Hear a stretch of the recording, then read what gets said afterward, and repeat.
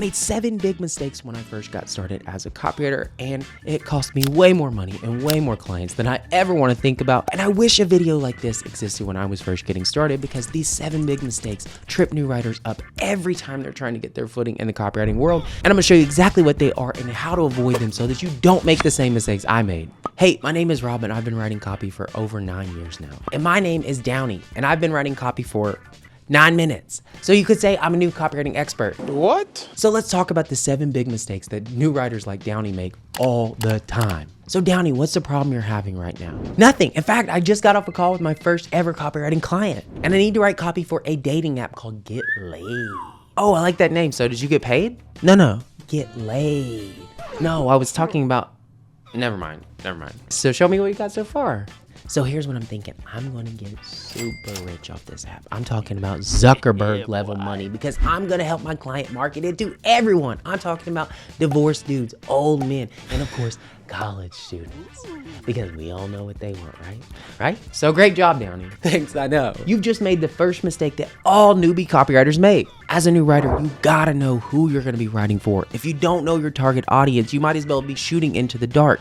The point of copywriting is to write copy that elicits a response from a specific type of person. And if you don't know who that person is, how can you possibly elicit the response you want? So do you know who these people are? What are their dreams? What are their desires? What motivates them to take action? Now look, man, I know this isn't the sexy stuff they talk about when they talk about copywriting. It's gonna take work and research. Got it. So I need to do some research. I know, because I learned the hard way. You know, when I first got started as a copywriter, my mentor taught me a lesson about this that I would never forget.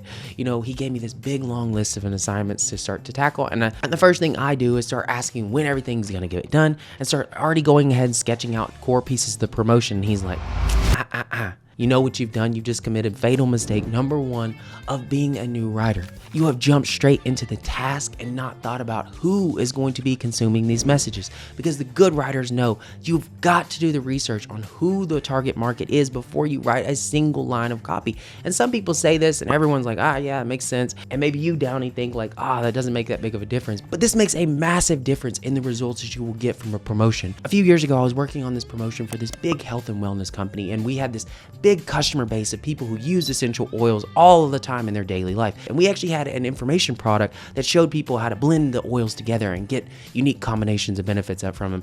And this course was a massive success. It had like over 70,000 members in the portal. That course was a big sign to us that's like, maybe we should do more stuff when it comes to essential oil content. And as we got into actually doing the core stuff and the core research on this product, we were thinking, are we gonna be able to market to this same customer base? You know, our goal was to actually 10x the price of this product and actually charge, I think it was $9.97 was the price point that we were actually looking to charge for this product. And as I start to send these emails out and start to gather some data from the market, we get crickets. Nobody wants to buy the product when it's priced at $9.97 and we're talking about all this science and all these things. So we go in, I retool the entire sales page, all the sales messaging, make it about, how to use this as a catapulting thing for your career and how to actually start your own natural essential oil business instantly. The product finds a market fit. Yes!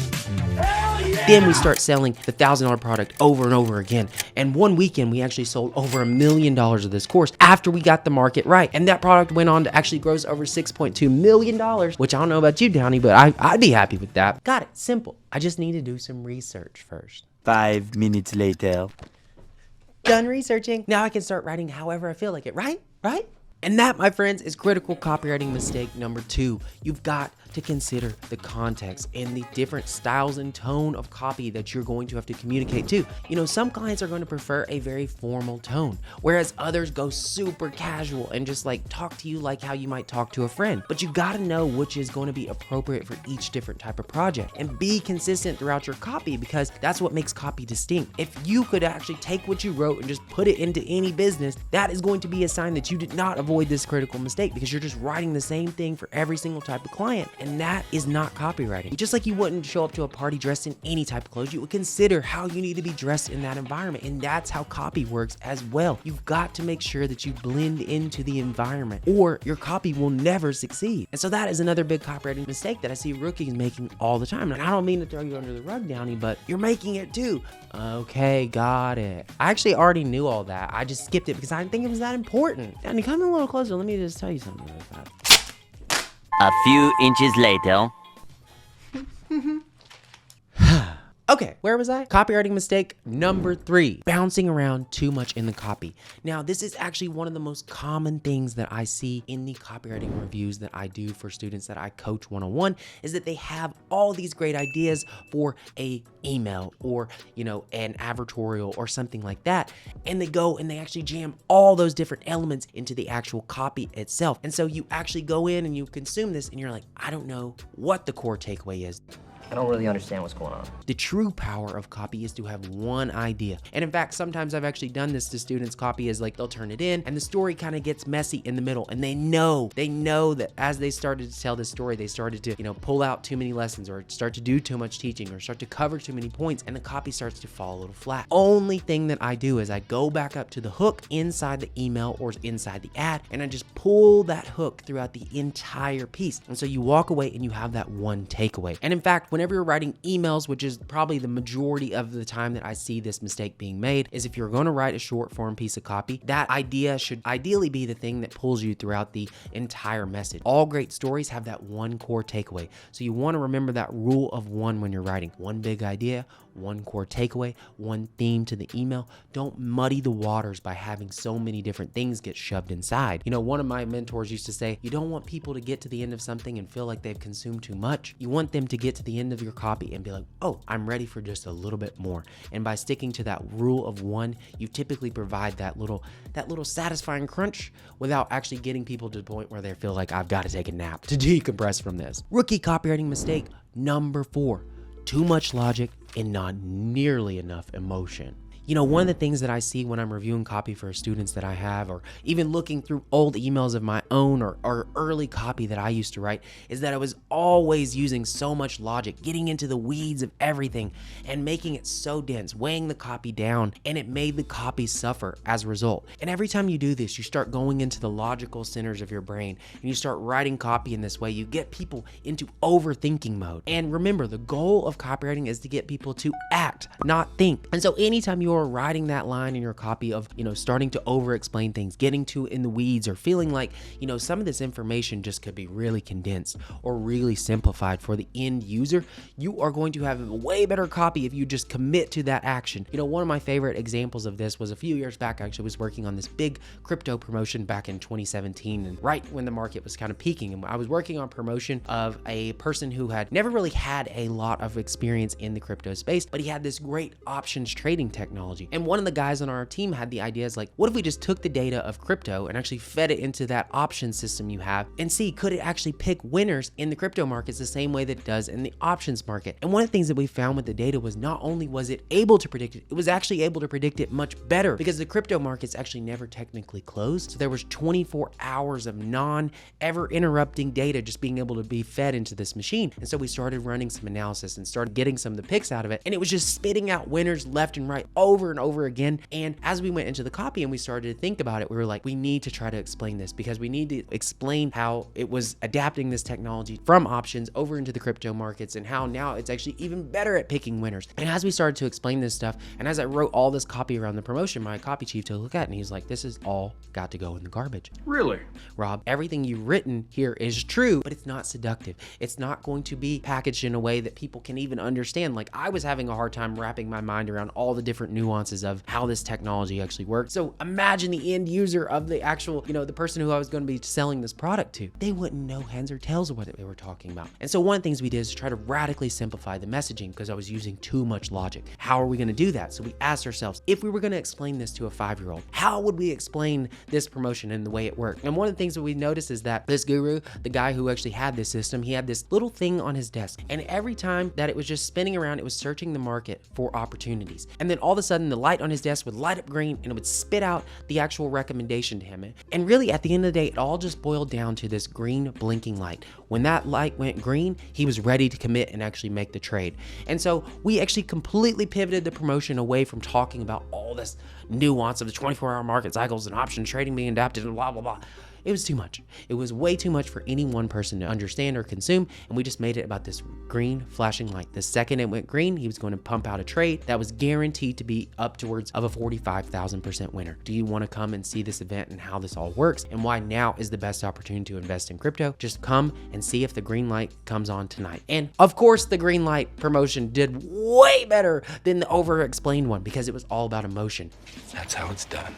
Think about how the brain works. We can visualize this green light on someone's desk. We can envision, having this massive data center in someone's house that's crunching all these numbers. We don't have to explain that piece of it. Remember, the goal of copy is to get people to act, not think. And anytime we are thinking too much, we need to simplify further. Rookie copywriting mistake number 5. Unbelievable copy. Now, this is a big one that I see all the time in the copywriting world. Whenever writers are first getting started, there's this tendency that we need to just continuously push the boundaries of what we're actually claiming.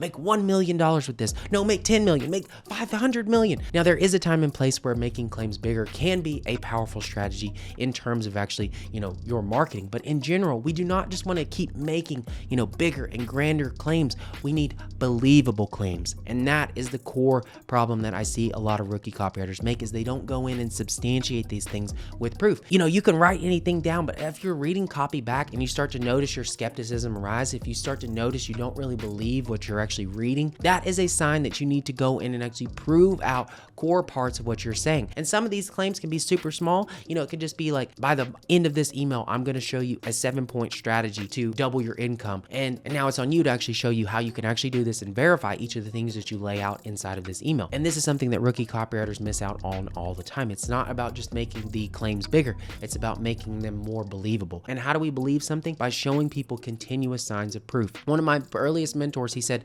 if you could do nothing else with copy, you would just make your promises bigger and you would layer them with more proof so that there is no disputing the actual underlying promises that you've made. And if you've done that, a sale actually becomes inevitable. All right, on to rookie copywriting mistake number 6 and 7. And really, these are two sides of the same coin, but they're actually opposite problems. The first one, number 6, is writing copy that is too long when it would actually be way better to actually go short with it. Now, I see this all the time with students who are in my copywriting coaching program.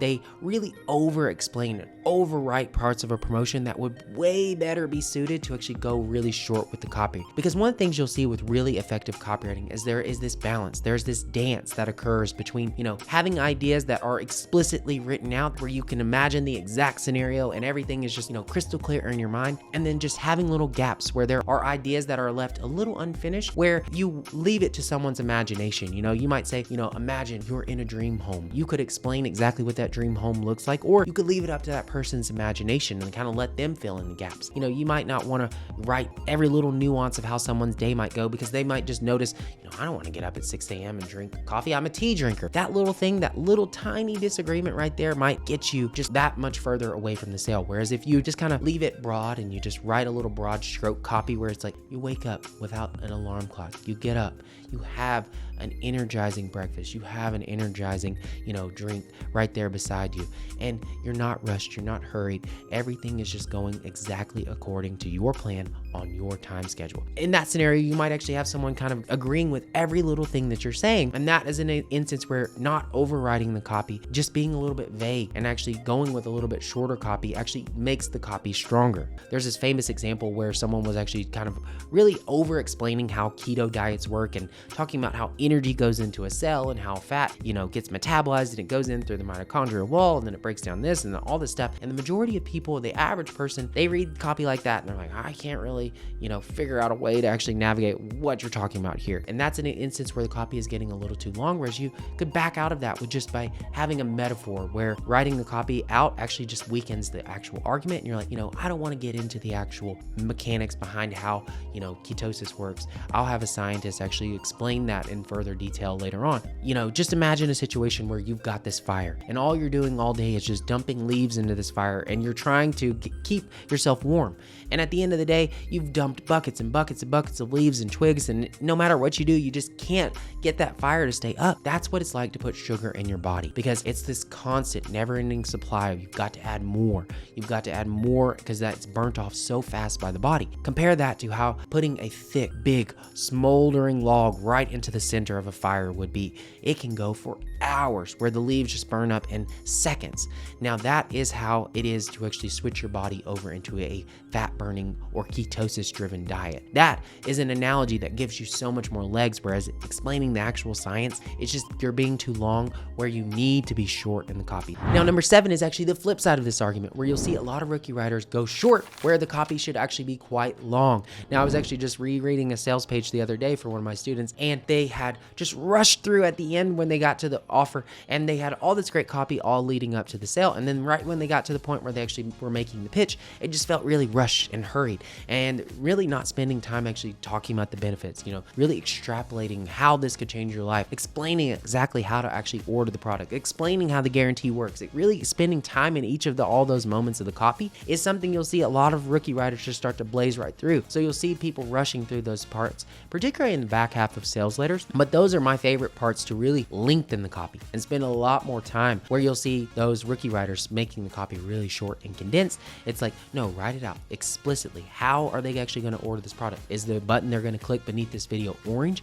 What page does that take them to next? If they were going to take you up on your guarantee policy, how would that work? How many days do they have to actually take advantage of this? Actually then talk about, every single core part of what the offer is. Is there additional benefits inside of some of the bonuses that you have? Are there bonuses in general? If you rush in the parts where you're trying to make the close, it will feel rushed. So this is the big thing I see rookie writers do all the time, and it's one of my favorite edits to actually make to webinars and sales copy and sales pages and things of that nature. Just go in and spend time where the copy is being rather short to make it actually much longer in nature. And that can actually sometimes actually beef up the actual reasons why you actually want to buy something. Maybe you went from just having this product and you said, I have a 7-video course, to actually writing out all the bullets of what actually is covered inside of those videos, actually turning it into line-by-line bullets. And, you might have timestamps of things that actually occur in each one of those things. And now you have 17 different fascinations from one video where you just had 7-video course before. So that is how you take something from just this bland, short, it doesn't really have benefits to me, to something that becomes irresistible and something you got to buy. So Downey, you're free to speak now. Yes, I know how to write copy. My clients will love that. But wait, just knowing the 7 mistakes to avoid is not going to ensure your copy is actually good. In order to actually write good copy, you need to watch this video right here, where I show you the 23 copywriting mistakes to explode any business in 2023. Watch it now to ensure you become a king of conversion every time you go and you sit down to write. Hope you guys enjoyed this one.